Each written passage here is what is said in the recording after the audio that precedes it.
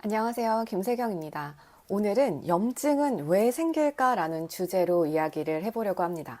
흔히 신체의 한 부분이 통증과 함께 소견이 나타나면 염증 반응이 생겼다라고 이야기합니다.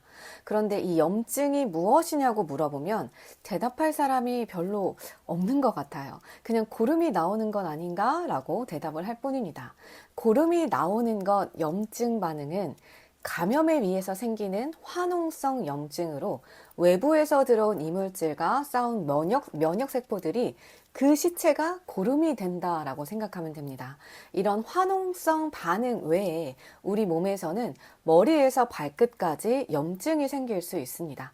두피에 생기는 지루성 피부염, 눈에 생기는 결막염, 코에 생기는 비염, 입안에 생기는 구내염, 또 귀에 생기는 중이염도 있고 식도에 생기는 역류성 식도염도 있고 위장에 생기는 위염, 또 손가락 관절에도 생기는 관절염, 우리 몸 곳곳에 염증이 생길 수 있습니다.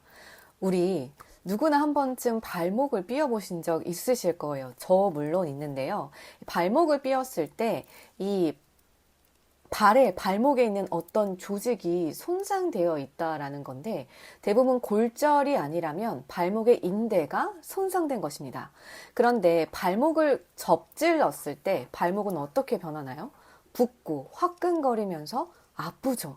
바로 이런 반응을 가리키는 걸 염증 반응이라고 합니다.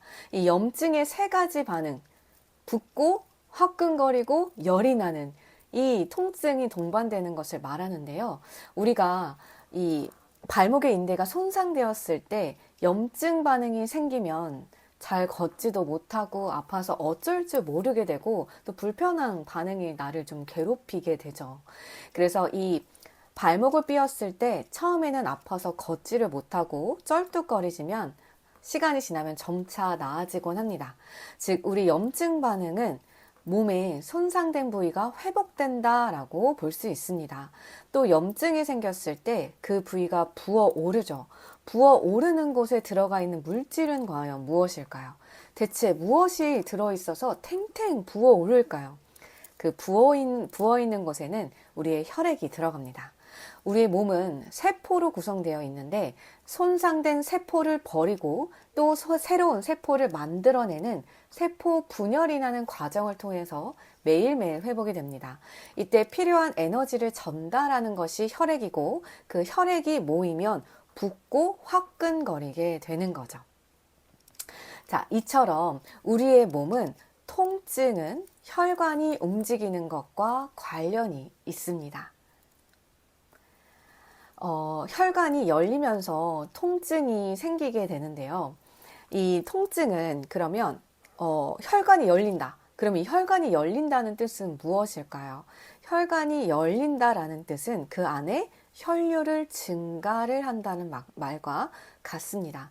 혈류를 증가하면 혈액순환이 좋아지고 우리 몸에도 좋은 일이 생기게 되겠죠.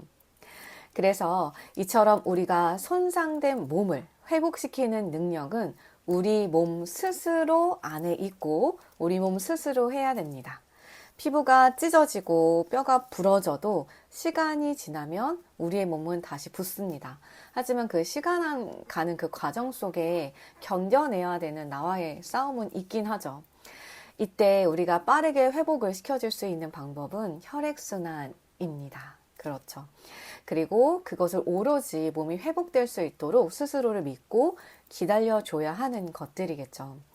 우리 몸이 병들거나 다치거나 손상된 조직에선 노폐물이 나오기 시작합니다. 바로 근육을 많이 사용했을 때 생기는 피로 물질 같은 것도 있고 조직이 손상되고 파괴되면서 세포가 나오는 물질일 수도 있습니다.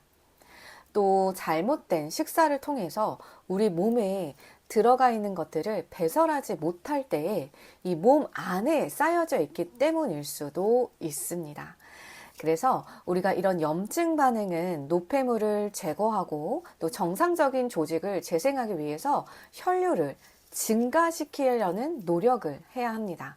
그러기 위해서는 우리가 식사를 제대로 해야 되겠고 몸을 움직여야겠고 그 안에 혈류를 잘 증가시킬 수 있도록 주변에 있는 아이들을 잘 우리가 마사지 해주는